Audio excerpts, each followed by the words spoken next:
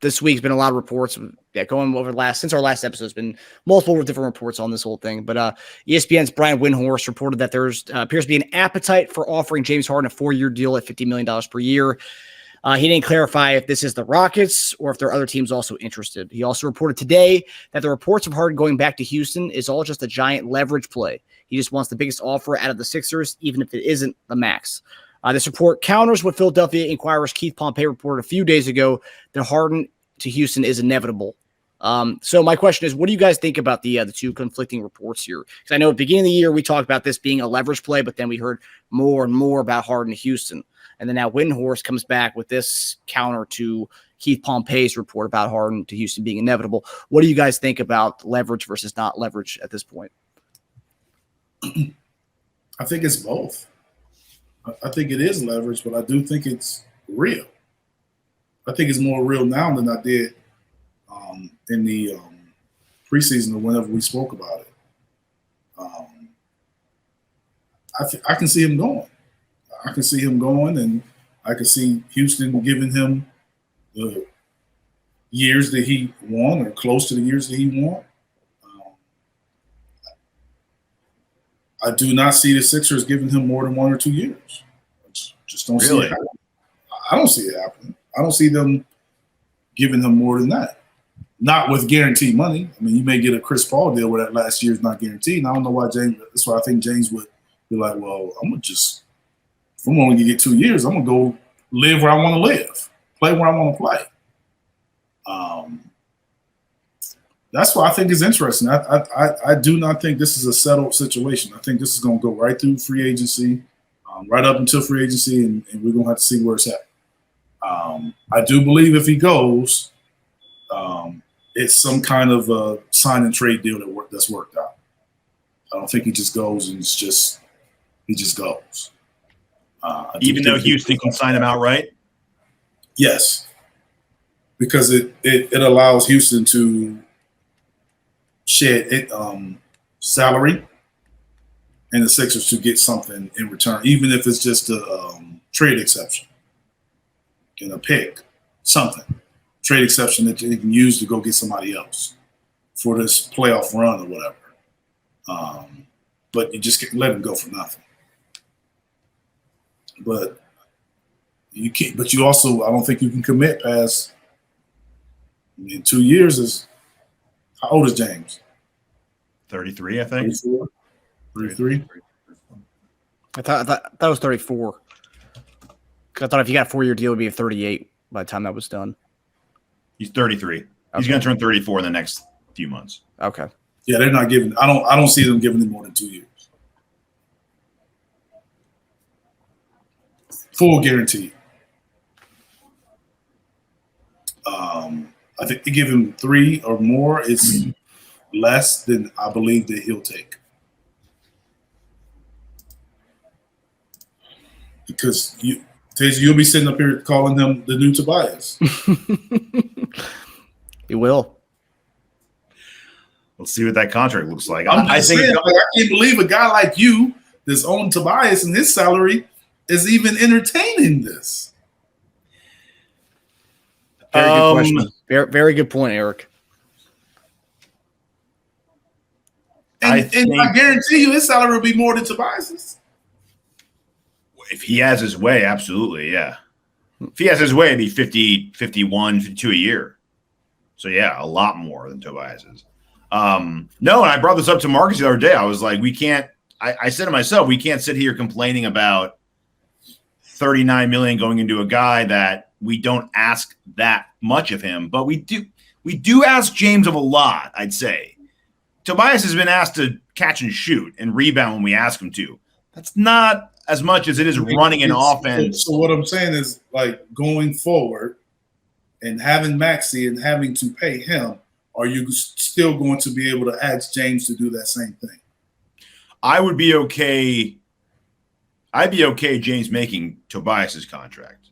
I just don't like the $52 million. That's forget about that. I mean, if he started at Tobias, because I mean Tobias's contract 3 years or 3 years 120 or 4 160. I'd be fine with 3 120. I mean, because that starts like 37. Then the next year's like 41. Then the next year's like 40, like 44. I mean, yeah, it is a lot, but starting there, it's a little more reasonable for me than it is, especially since Tobias is going to be off the books next year. I think it comes. All I do know from experience and from watching is guys age in that 2 or 3 years that you're getting to do. Yeah. So James, you've seen this year. Will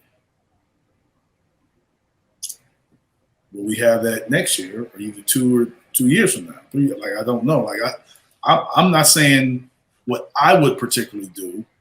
I'm saying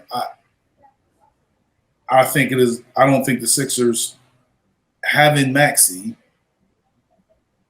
that they'll have to pay him. We already know he's getting more than $130 million based on what Jordan Poole has. That's going to be the going rate. That's probably the starting point based on the 20-point score on the 3rd best record in the league. We already know, and he's a starter. Mm-hmm. That's the starting point. So you're looking at that. So now you're saying we're going to have $80 million in our guards? Keep in mind, though, we don't have to pay. Maxey's new numbers don't come into play for 2 more years. So they would only be overlapping. James. That would be year 2 or 3 for James, right? Yeah. So James and Maxey would have like 1 overlapping year of big money together. And then at $80 million. Yeah, for that 1 year. Yeah. It's a lot. It is a lot. Well, no, it'd be $70 million though, right? Because if James signs that hypothetical 3 for 120, be 40 a year, and then you're assuming that Maxey gets 130. Yeah, we're also assuming he gets pool money and not Mikal Bridges money, right? Mikal Bridges is under contract for like $24 million, and he's like one of the best wings in the league now. So, because he was traded. But I don't think you can assume that he's going to get pool money. I mean, that would be the high end, I think. Maxey. He's the second leading scorer on the 3rd best team in the league. Yeah, and I mean, Bridges was what? The 3rd leading scorer on the. What? He was the 4th leading scorer. I think he was averaging more than Chris Paul. Who was he averaging less than at the time? DeAndre Ayton and Booker. I don't know if he was averaging. I mean, but Ayton, he was. You got to look. I'm talking about his career. I'm not talking about a year. You got to talk about they not signing him for the year. They signed him for the career and his growth. But what he did with Brooklyn, it's not what he was doing. He was the 4th or 5th option there. No, but he was still at the time, I think, the 3rd leading scorer. I think he averaged more than Chris Paul was. Chris Paul was averaging like 12 points a game. But he wasn't a volume guy. He wasn't getting the touches that Chris was getting. I agree with you. I just think so that that's what I'm saying. So you can say point scorer, but Chris was making plays and getting assists and doing more. So he accounted for more points than he did. Oh, okay. Well, I mean, if we're bringing it down, I thought you were just saying 3rd leading scorer flat out. Yeah, I'm just saying. Well, hold on. I could do that with Harden and Maxey too. If we're going to count assists, if we count assists, then Harden attributes more points to our offense than Maxey does. Yeah, this past year he did. So he's 3rd then. This past year. So I'm saying going forward, you talking about a guy that was a 2nd leading scorer on the team that had the 3rd best record in the league. He's going to get more than Jordan Poole. That's not a crazy. Like if you're his agent, if you're his agent, Jordan Poole's contract is the starting point. And he got Rich Paul, right? There's no way he's getting less than that. There's no way. Mm-hmm. Yeah. I think it's a little wishful thinking from Teja over here. There's no way. Well, that's all I'm saying. I mean, guys do sign for less, though. I mean, why did Bridges only get that? Huh? I mean, It's not a Yeah, foregone. when did Bridges sign his deal, Teja? That's what I'm saying. Because I think if he signed that deal Before this past season. Well, yeah, it was before the trade. So I think if he signed that deal with Brooklyn, I think he'd be asking for top money. That's He was averaging 17 points a game with Phoenix. What you guys are acting like that's like he averaged like 8 points a game or something. Yes, but Cam Johnson and all these guys weren't playing. And then they didn't even have what you call it wasn't there this year. Forgot his name. They went to Milwaukee. Crowder. Yes. It was a totally different team. He signed it in the offseason, this last offseason. That's what I'm saying. He signed before this season. There's no way he would have got that kind of deal going into last season. Mm-hmm. His numbers has grown up, but that deal was already done. Well, yeah, he averaged 14 points a game last year. Thank you. Maxey averaged 22. Okay. 20. I mean, Bridges is on contract for difference, man. Yeah, I know. He's under contract for $21 million this year. I think I know. I understand that, but what I'm saying 50% is I know, pretty but good. you're looking at a guy that was the fourth or fifth option on a team versus a guy that's the second option. I'd still say he wasn't the fifth option on Phoenix. I think you're selling him a little short there. Fourth option. Who's the third option? Because when offensively, he was the fifth option because they went to Chris, they went to Booker, they went to Ayton, and then I seen Cam Payne and Cam Johnson and all those guys get offensive touches and calls. They got touches off of those guys. They got touches. I don't think they were higher option. If you asked a Phoenix GM or coach, they would not say Payne. A guy scoring more points and a guy being a volume option can be two different things. Sometimes you score more points because you play more minutes. Mm-hmm. But when the guy come in and they run pick and roll, they run action for a guy. That's how you know they didn't run actions for him. When guys were injured, they did. So he averaged the fourth most shot attempts that season. That's a fair assessment, right? Shot attempts. That's what I'm talking about. Okay, very close to Chris Paul though. So 0.8 less. Then look at the minutes though. That's what I'm saying. So he's fourth most with more minutes. So you got guys that are close. The minutes aren't even close. But that should bode well for his contract when he plays the most minutes on the team. No, I'm not knocking Bridges at all. I'm just saying he has the fourth most, but he's playing way more minutes than some of those guys. It's probably really you're criticizing Bridges' agent. No, I'm just They're not getting him more money. Saying timing matters. That's what I'm saying. Yeah. If he signed that deal this year, we're having a totally different contract. Oh, I mean, he'd be. So that's what I'm saying. So last year when he signed that deal, it was because of how he was viewed then. Mm-hmm. Just that's what I'm saying about Maxey. How Maxey signed that deal now versus last year, it's two different contracts. Yeah. But Jordan Poole pretty much signed his contract at his peak so far. Well, he signed it because Clay was out and he was starting and he was balling. No. I get that, but I'm saying he signed that literally at probably the best time he could sign that contract. I also don't think it's a bad contract for him. For Poole? I don't know. Well, we'll disagree on that one. How's it a bad contract? He was playing. He didn't have a good playoff series. He was playing. That's past. He didn't have a good playoff series. But if you're telling me that the talent isn't there and he hasn't shown the talent, I don't think that's an accurate statement. He's shown it. That's why he got it. Yes, he didn't play well then, but he also wasn't playing 10 minutes in the game. Mm-hmm. But we know a bad playoff series can make or break you, right? I mean, we lost our coach because of a bad playoff series. Yeah, I understand that, but to say a guy can't play because he had a bad playoff series. I didn't say he couldn't play. Look, so he goes back and he comes back this year and he plays the way he played before. He has a friendly contract based on what we're talking about. Based on where he was headed. Yes, sure. That's what I'm saying. That's a friendly contract. He doesn't have a contract. He doesn't have a max contract. Like he has he makes good money, but you look around the league. If you look around the league, right, and you look at the two guard position, it's tons of guys that's going to make more money than him that play his position. Tons of guys. Maxey's going to get more. Bane's going to get more. Edwards is going to get more. It's tons of guys at his position. He's like ninth in his position with all those guys behind him. Yeah, 28, 30, and 33.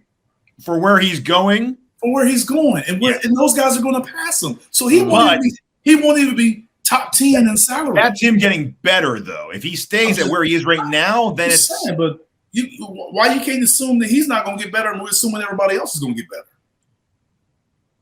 Because he had a horrible – because last time we saw him – he had one bad series. Okay, so Joel's not going to get better?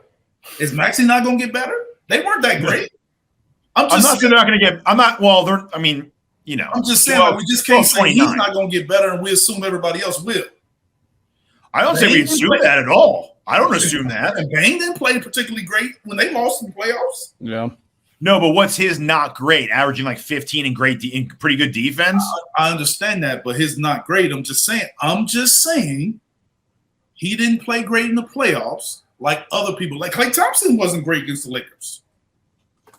Klay just has the history. He has a legacy that's already cemented, but he wasn't great. But Klay played 30, 40 minutes. Don't tell me a guy didn't play well when he plays 10 minutes. But that's because Klay can also contribute defensively. If Poole can't hit shots, he's about as useless as Niang is for us. Well, I mean, you can say that about Steph Curry, and we know that's not true. But that's true. But Steph Curry's bad is like 25. I didn't say it was true. I said you can say that about him. I don't believe it, but you can say that. Yeah, but different people's level of bad is different, right? Poole's bad is 7 points on 3 of 10 shooting. Curry's bad is like 25 points, but like 37% shooting. You know what I mean? Exactly. But Curry also played 30, 40 minutes. Yes. Don't give me. I'm just saying. Don't say a guy played 10 minutes and tell me how horrible he is. What do you expect Maxey to sign for, Teja? I mean, I'm curious what you think. What you think would be fair based on Poole and market value? I guess. I'd say Poole's contract's fine. I'd be happy with Poole's contract, and I think his contract's a starting point. Yeah, that's the. I'm not saying he's going to sign for $20 million. I'm just saying there are other.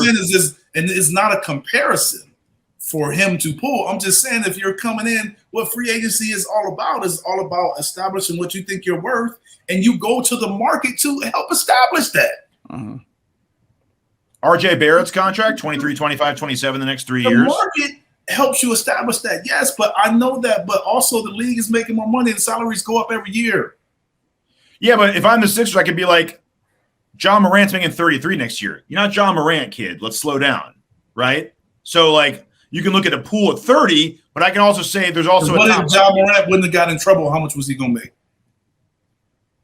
I think he signed that deal last year, though. No, but his deal went up based on what he established. If he would have been All NBA, his deal would have went up. Oh, based on his All NBA. Yes. Okay, well, yeah, that's and he was headed for that.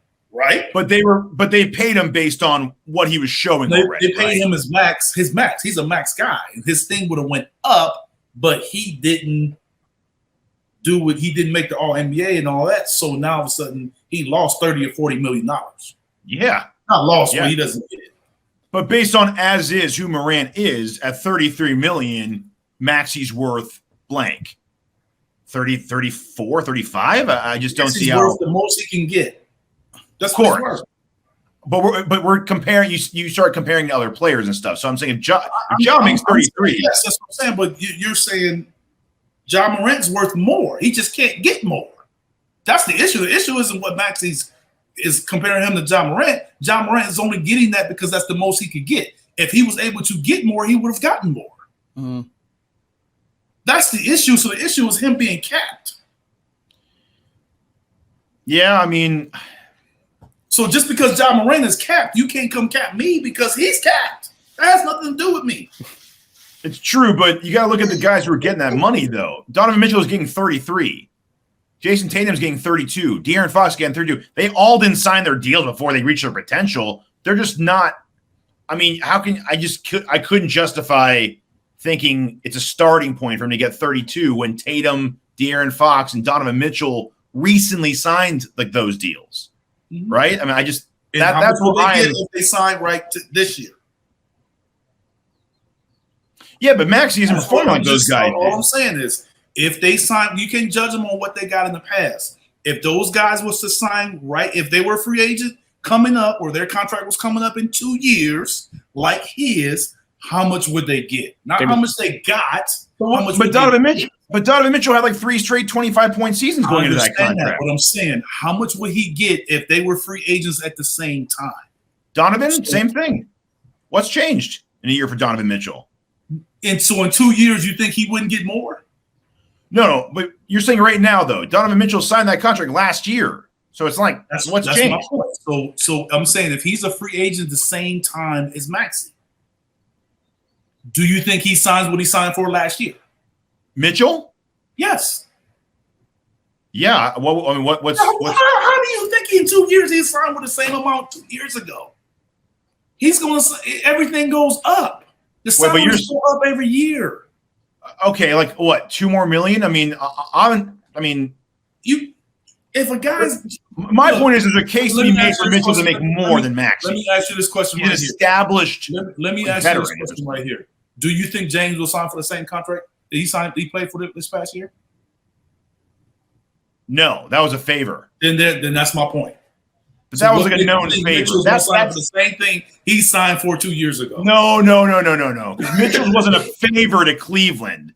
Mitchell signed the best deal he could. That's different. James took less money. It was publicized that he did. That's my point. The money goes up. That's all I'm saying is the money goes up every year. Well, yeah, no, it does. Mitchell made 30 this year. He's making 33 next year. Yes, and if Mitchell was a free agent, if Mitchell signed a 1 year deal, the money would go up. He signed another 1 year deal, the money would go up. I don't think it'd be that much more than what he's getting, though, right now. It would be whatever his max is. That's what I'm trying to say. And the max go up every year. So if they sign a deal, that's why teams don't want guys to sign 1 year deals, because they got the risk of them leaving and risk of paying more. Mm-hmm. That's why they don't want that. That's why they want to lock them in these 3 or 4 year deals. That's why when we played, it was 6 and 7 year deals. All I was doing was countering the if Poole makes this, then Maxey should make this. Because I can say, well, if I'm saying Poole's contract, if SGA and Jamal Murray make 33, then Maxey should be making 33. Poole's contract is like I said, it was going to be a starting point for Maxey. I'm not saying anything about whether it's fair or not. I'm telling you how negotiations go. And if he doesn't get that, he's not going to sign it. That's all I'm saying. That's how it's going to start, because then he's going to look and he's going to say, Edwards is going to get more than that. Edwards is going to get the max. That's going to set the table. Edwards at this point is a better player. He should get more. That's going to set the table. I'm not comparing them as a player. I'm saying the contracts are how it's set. He's going to look and say, well, he got 33, 35. Okay, well, you know where to start me. All I'm saying is the market establishes it, not the player. The market establishes it. And you're saying, well, what Mitchell makes, and they're saying that's not my issue. You know, just like I know Mitchell's worth more than that. But he just signed a deal 2 years ago, a year ago. But you know he's more than that. But pay me what I'm worth. If I performed and I'm able to make it, pay me. That's why I'm saying Poole's contract that's where it's going to start. Poole signed that a year ago. That you can't tell me that another year from now, Max is going to sign that same deal. No way. No, well, no way you would do that. Try to lock him up into extension now. I know the team will want him to do that, but I'm saying, especially with Rich being his agent, there's no way he takes that kind of deal. Assuming he's performing the same way he's performed this year. That's all assumption. Well, there's no way he does. I'm sure they would still ask for that money to try to get it. It doesn't mean they'll get it. There's no way he signs that deal. So that was the max money he could get, Mitchell could, from the Cavs. I don't know. Did he sign with the Cavs or Utah?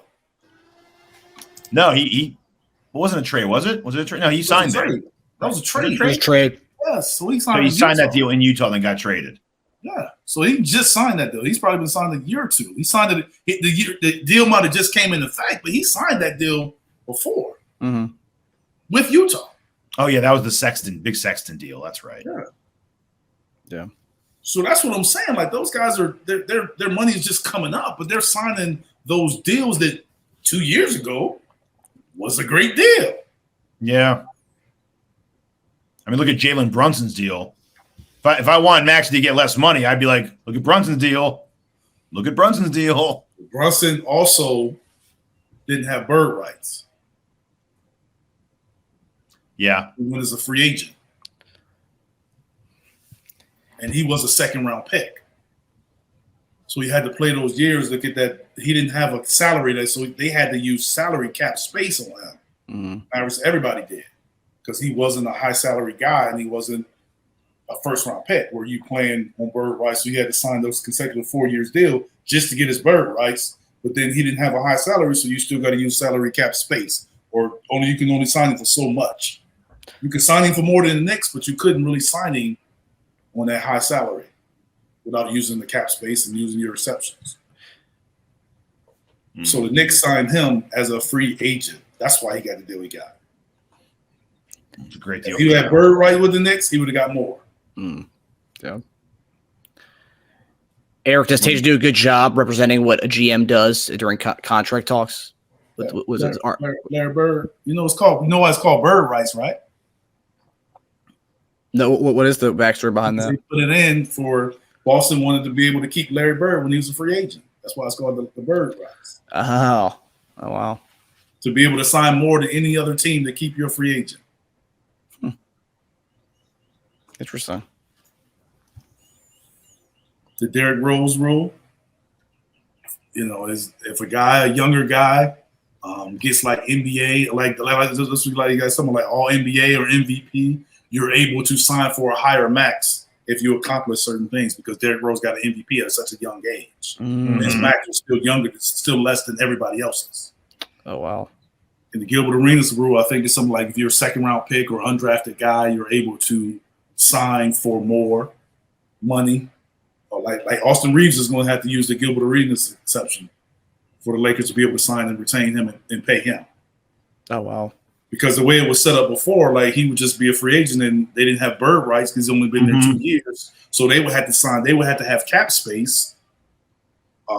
If somebody else had cap space, they would have to have cap space to be able to sign him and match the deal. But now with that exception, they can give him mid-level exception and then extend him and then use space behind that to pay him more. But they would have to pay him a. If you look at what the Lakers are able to do to match the deal, it's like they would have his salary would jump like 9 to 12 million to like 27 million or something like that in the third year or something like that. Well, with the way he's playing, I mean, no, I'm not. I'm just saying, but you got to look at that third year, you don't really know. It's not like you get in that first year. It's like it's that big jump. That's the issue. You know what I'm saying? You went from 9 to 12, then all of a sudden 27 and 30. So we'll see. You guys can talk contracts all day. You too. Oh man, we don't think we have a spin-off show just talk about contracts in the offseason. Just to conclude the James Harden stuff, I think it comes down to years. I think we'll be pushing for. So do you think? I want to ask this before you get off this topic. Do you think James would prefer less money, more years, or less years, more money? Years. You think he'd want more money? I think if we give James 3 years, he'll be willing to take less money. I didn't say, I think he's still going to want his money because yes, and you can only make it when you can make it. Yeah. I believe that the years will be the holdup. Yeah. But you think it's a 2. See, most people think it's a 3 to 4 year holdup. You think it's a 2 to 3 year holdup. I said from the Sixers' perspective. Yes. I don't know why the Sixers would do more than 2 years. But I also don't think James will take 2 years from the Sixers. So that's where I think is the conflict. Yeah. Personally, as a fan, I'd be okay with the 3 year if it's discounted. Yeah, that's what I'm saying. Like James take 2 years at the max. I don't think he would take it. I think he would take 3 years or 4 years and less. And so you think he'd take 3 for 120 over 2 for 100? Yeah. Especially if he can choose where he wants to go. Yes. Yeah. Which, I mean, 3 years for 120. That is an extra 20. I mean, you know. Yes. You can do a lot with that. But it would be, as far as salary cap ramifications, it would only be about, because that deal will probably start like, what, 37, 38, and then go up. 2 more than what he was going to be scheduled for this year anyway, and that was a discount. So it's not that bad in terms of financial. This is a huge issue. We'll see. Yeah. It's going to be interesting. Yeah. Yeah, we'll see how correct some of these rumors are about this whole situation. We're going to find out. Yep.